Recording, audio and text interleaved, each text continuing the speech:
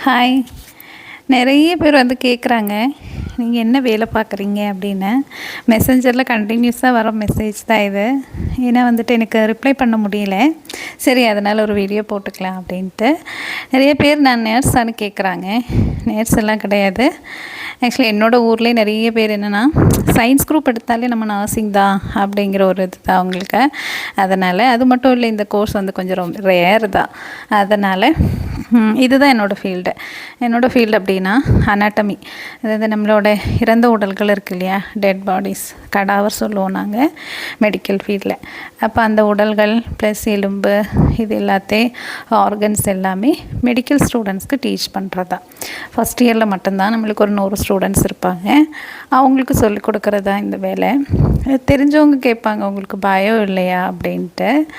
பயம் எல்லாம் அப்படியெல்லாம் இல்லை, அது நமக்கு பழகிடும். Okay, thank you.